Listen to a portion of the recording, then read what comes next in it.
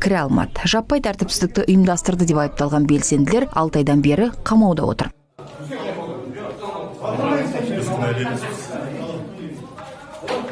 Сот залына тергеу изоляторынан жеткізілген Жанмұрат Аштаев, Қайрат Сұлтанбек және Ләззат Досманбетовалар осылайша бірден өздерінің позициясын білдірді. Процесс басталмай тұрып, бірнеше күн бұрын әкесі қайтыс болып, жаназасына бара алмаған Аштаевқа келгендер көңіл айтып Құран оқыды. Қайрат Сұлтанбек те бір апта бұрын дүниеге келген қызымен осы жерде қауышты. Бұдан соң белсенділер өздерінің саяси көзқарасы үшін қудаланып жатқанын, түрлі қысым көргенін айтты.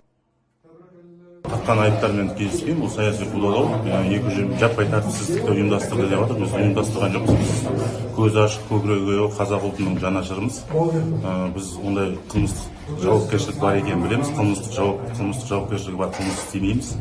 Бұл жай ғана жаңағы саяси қудалау, саяси бағыттағы жалған түзілген қылмыстық іс деп есептеймін. Халық аман болса, әділдігін беріп, репрессияда ақталып шығып жатыр.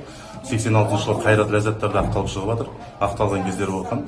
Біз де ақталамыз деп есептеймін, халық аман болса. Менің басты арманым осы Қазақстанда демократия, сөз бостандығы болса деген арманменен әлеуметтік жағдайларды айтамын деп сол ойменен мен алаңға шыққанмын.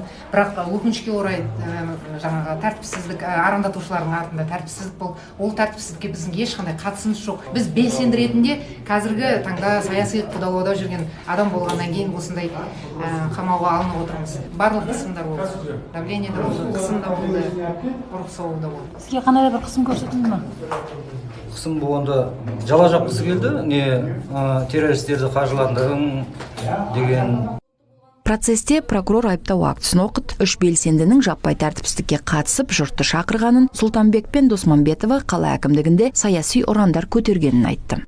Билік өкілдерінің заңды талаптарына белсенді түрде бағынбай, адамдар тобын арнайы дауыстап сөйлеуге арналған құрылғысымен жаппай тәртіпсіздікке шақырып және арандатып өзінің іс-әрекетімен Қазақстан Республикасы қылмыстық кодексінің 272 бабы 2 бөлігі және 3 бөліктерде көзделген қылмыстық бұзушылықты жасаған.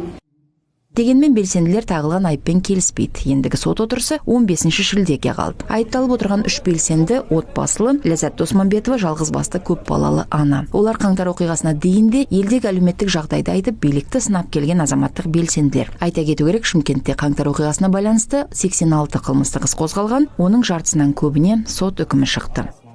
Мәншүк Асаудай, Диляра Иса, Азамат Жанқатов, Азаттық ТВ.